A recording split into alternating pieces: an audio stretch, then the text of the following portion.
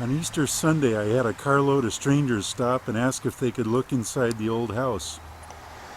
They explained to me that they were architecture students and they're really fascinated by the old craftsmanship put into the old house. I was hoping they could teach me something about what made this house unique.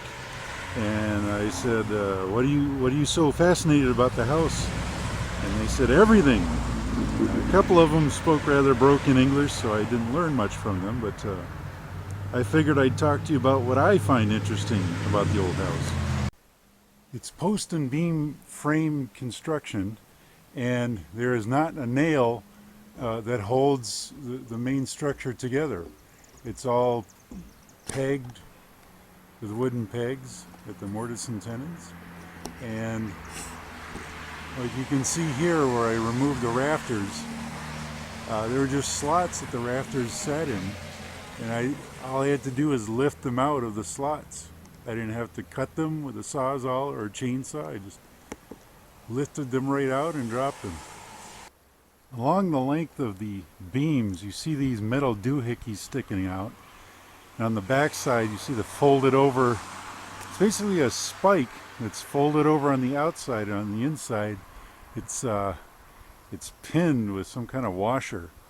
And I think what that's for is to prevent this beam from splitting in that orientation, because these are hemlock beams, and the hemlock splits very easily, and that could be disastrous with these mortises in it. So that prevents the grain from opening.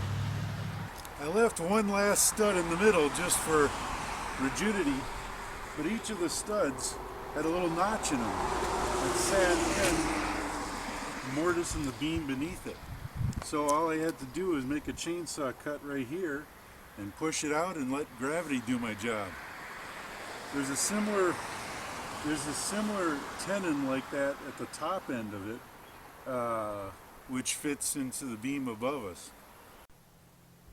So what I have in mind, because it's impossible for me to lift these big heavy hemlock beams, is to punch out these two stakes you see that hold it tight onto the tenon, and they're at either end and in the middle. And once that's free, it should ride loose, and I could get a hydraulic jack with a post on top of it and use it to lift it off of the tenon, and then I can just let it fall and hit the ground below. We've got these corner braces that are mortised in at either end and give it lots of rigidity, and these will be really easy to remove. I'll just undercut them with a chainsaw, then it'll drop right out of the tenon above. I'm going to remove these braces at the last possible moment because I want this structure to stay as rigid as possible up until the minute that I let it go. So at each corner, and also halfway from either corner in the middle, there are what I think are called king posts, and basically that's one continuous piece, one continuous log that goes straight from the roof line all the way down to the foundation.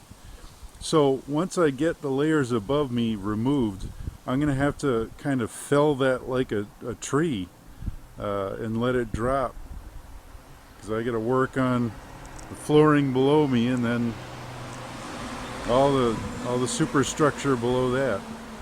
So the sequence in which I do things is really important, and I'm just going to continue doing it like before, taking what's highest off first.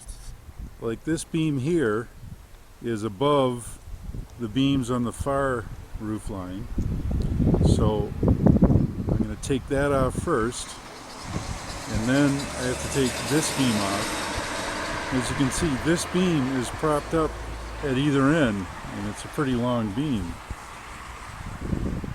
So I'm debating, I think the best way to take this beam out is to get on a ladder and cut it from the underside with a chainsaw right in the middle.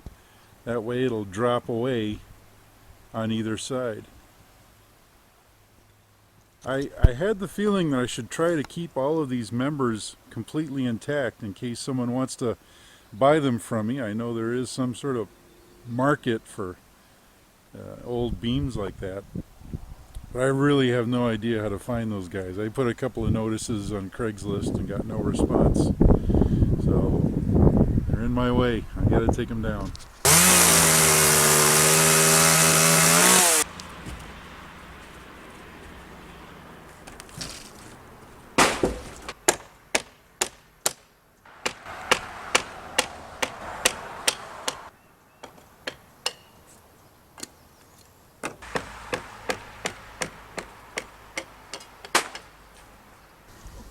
So here's my setup.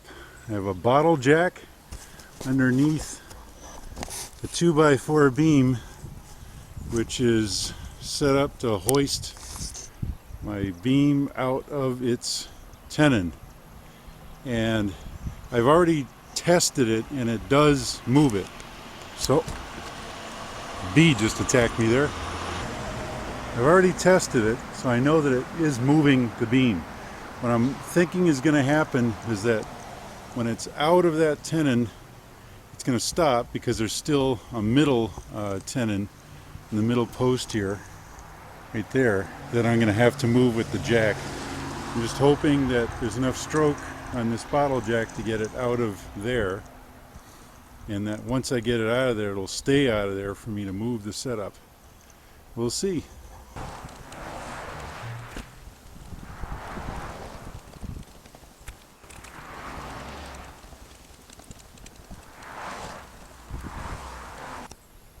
Okay, so now I have the beam resting on top of that tenon. It's fully out, and I removed the post, so it's going to stay there while I try to lift it off the middle tenon.